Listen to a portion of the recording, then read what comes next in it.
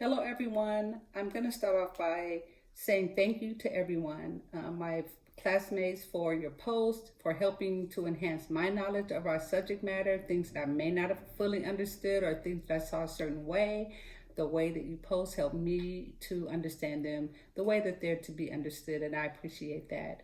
I wish you blessings for your family and for your continuation in education or whatever choice you're going to take after this. I also want to thank Dr. Lee for making himself available as our professor. Thank you so much for making yourself available through our videos. Those times I will always cherish because I learned so much. Even though they were short-lived, I learned a lot. You would not believe that, but it's true. And I also appreciate your care and the love that you gave us in your teaching. Thank you for that. Also for Emily. Emily, thank you so much for when you did grade our work, how encouraging you were through that grading as well. We couldn't see you as much and you were not visible, but I knew you were there, and I appreciate how you care for us. To you, Dr. Lee and Emily, God bless you, and I wish you the best in your continuation of your ministries in your personal life as well as your teaching ministries. As far as my two things that kind of stand out to me, everything stands out to me. I am so, I guess I enjoyed this class so much I can't even express it because in my circle, I'm not really challenged this way.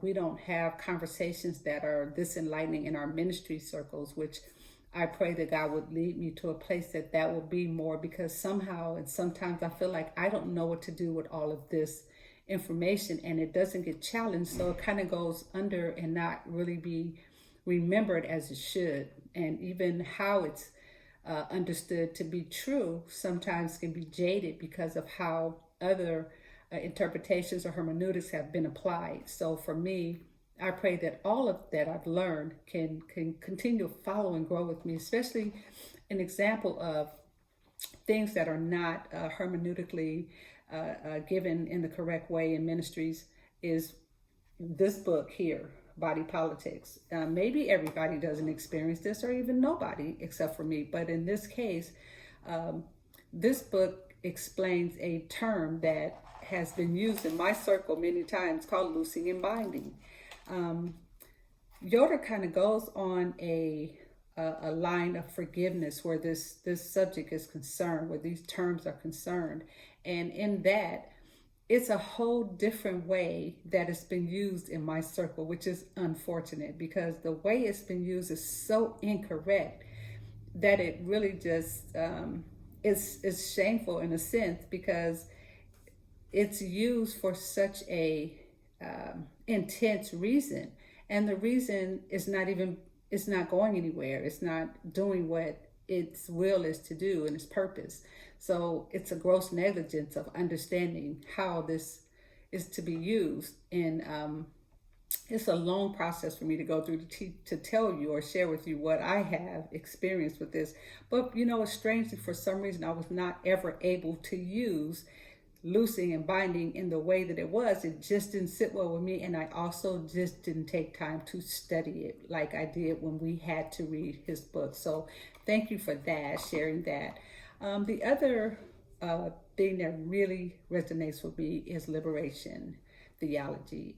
That is something that I want to continue in my journey as I learn to help others, teach others, love others, and just be that light that I'm supposed to be to others regarding ministry.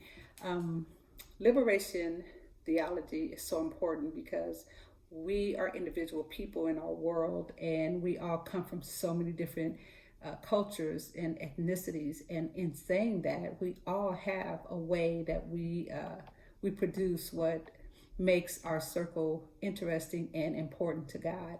And in saying that, our theologies and hermeneutics has to come from the understanding of a true word from God, to understand that it can't be based on what any one person says or does. It has to be based on the word. And from that, we have created men who say it should be done according to one race or one ethnicity, which is, it takes away the importance of all the sum of all. And so liberation theology for me as a woman is extremely important, and for a mixed race person.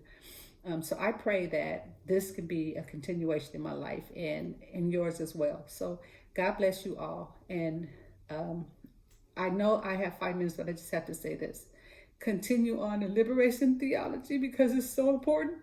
Because I studied homosexuality for my final, and it just broke me down so much to see and hear and read the things that we've done to them as a Christian organization or culture, how badly we've hurt them. So in that, I was so convicted, and I just had to share that with you. So God bless you, and thank you for listening.